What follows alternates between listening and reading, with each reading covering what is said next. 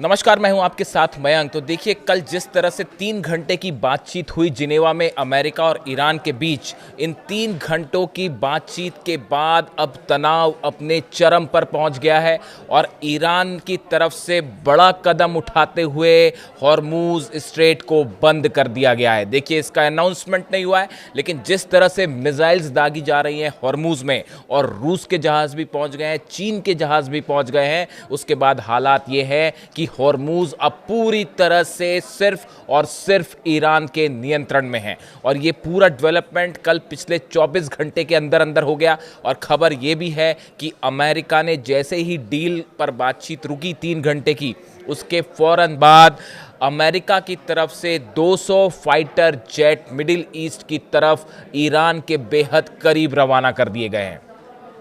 देखिए, जो बातचीत हुई जिनेवा में, उसको लेकर अब कई एक्सपर्ट्स ये कह रहे हैं कि ये जो डील है ये सिर्फ अमेरिका की ओर से एक ड्रामा था। ये किसी भी तरह से किसी सीरियस पॉइंट को डिस्कस करते हुए किसी समझौते तक पहुंचना इसका मकसद था ही नहीं। देखिए, जेडी वेंस जो अमेरिका के उपराष्ट्रपति हैं, इनका एक बयान आया है इस 3 घंटे की डील पर जो चर्चा हुई उसके बाद। उन्होंने कहा, ईरान दुनिया का सबसे खतरनाक देश है। ये जेडी वेंस कह रहे हैं, अमेरिका के उपराष्ट्रपति कह रहे हैं ईरान के लिए। ईरान दुनिया का सबसे खतरनाक देश है। ईरान के पास परमाणु हथियार नहीं हो सकते। ईरान अमेरिका की कोर मांगों पर तवज्जो नहीं दे रहा है। देखिए, कल जो ये बातचीत हुई 3 घंटे की, इसके बाद अमेरिका की तरफ से कोई बयान नहीं आया। ईरान की तरफ से बयान आया कि हम, अगर आप आगे भी बातचीत करना चाहते हैं तो हम इसके लिए तैयार हैं और जो बेसिक प्रिंसिपल्स हैं हम उसको भी तैयार करके जो है अगले दौर की बातचीत के लिए राजी है।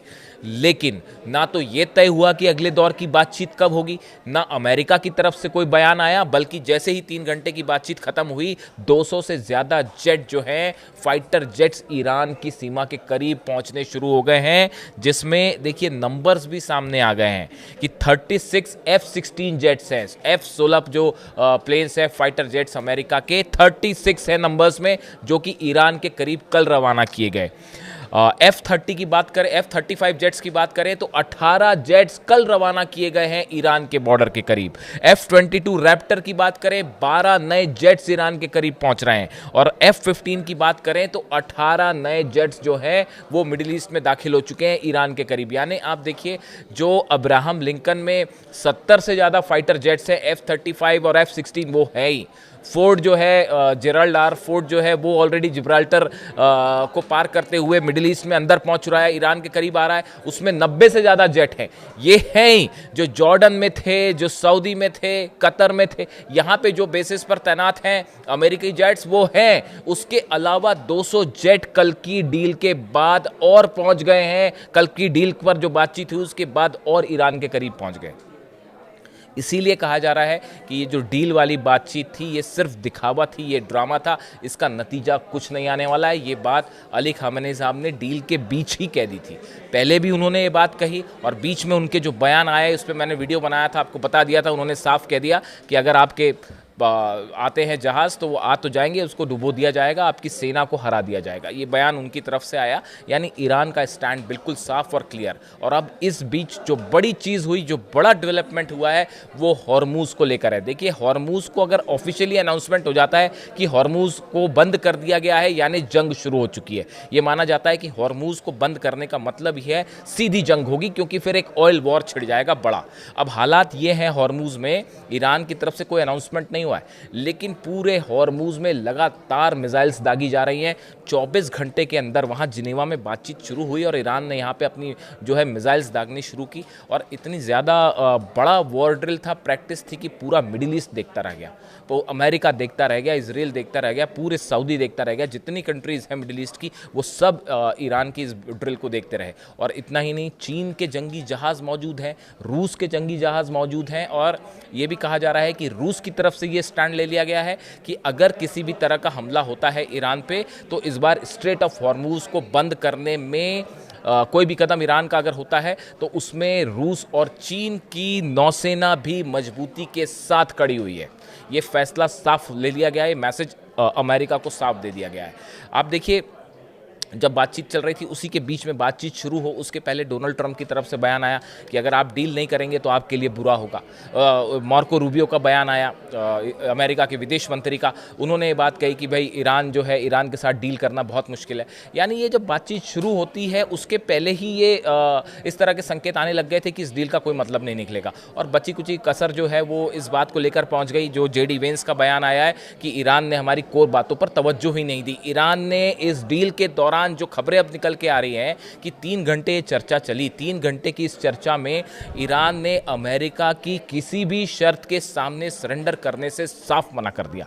ईरान की तरफ से जो क्लियर कट बातचीत सामने रखी गई अब्बास अरागची विदेश मंत्री की तरफ से, और उन्होंने बिल्कुल बात को साफ कर दी कि हम न्यूक्लियर के मुद्दे के अलावा किसी मुद्दे पर बात नहीं करेंगे, मिसाइल की रेंज कम करने का कोई मुद्दा नहीं होगा। और इसको लेकर ईरान ने जो अपना स्टैंड रखा, ना सिर्फ स्टैंड रखा बल्कि जो वॉर प्रैक्टिस चली है हॉर्मुज में, उसके बाद अब ये कहा जा रहा है कि वहाँ से ईरान, ये हालात है कि अब वहाँ से कोई भी जहाज़ जो गुजरेगा वो सब के सब ईरान की मिसाइल की रेंज में है।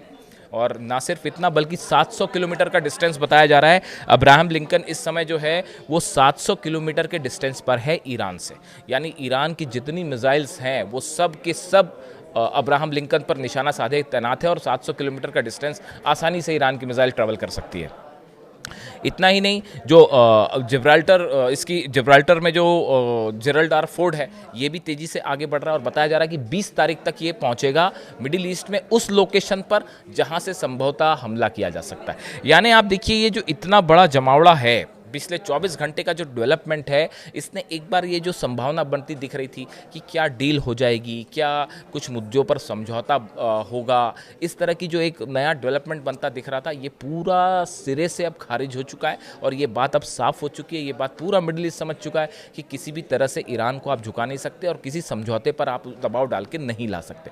इसका नतीजा ये है कि एक बार फिर ईरान और अमेरिका के बीच ज़बरदस्त तनाव है, और अगले 24 घंटे के अंदर कोई भी बड़ा फैसला हो सकता है। किसी भी वक्त ईरान पर हमला हो सकता है, और ईरान जवाब देने के लिए तैयार है। ईरान की पूरी मिसाइल्स फारस की खाड़ी में, हॉर्मुज में, ईरान इराक बॉर्डर से लेकर तेल अवीव पर मिसाइल्स तैनात हैं। मतलब सब ऐसा लग रहा है पूरा ईरान जो है वो मिसाइल से पाट दिया गया है, और किसी भी हमले का ज़बरदस्त जवाब देने के लिए ईरान तैयार है। अब हालात किस तरफ जाते हैं, क्या करवट लेते हैं, अगले 24 से 48 घंटे बेहद अहम होने वाले हैं, जिसमें शायद ये तय हो जाएगा कि ये जो इतने बड़े जहाज़ लाए गए हैं, ये भी कहा जा रहा है कि अमेरिका टाइम चाहता था कुछ ईरान पर हमला करने का मतलब होगा रूस पे भी से जंग और चीन से भी जंग। तो शायद अमेरिका को डर सता रहा था कि अगर हम हमला करते हैं तो अब एक खबर ये भी निकल के सामने आई है कि 7 दिनों की जंग की तैयारी हो रही है, कि 7 दिन तक अमेरिका का प्लान है ईरान को निशाना बनाने का।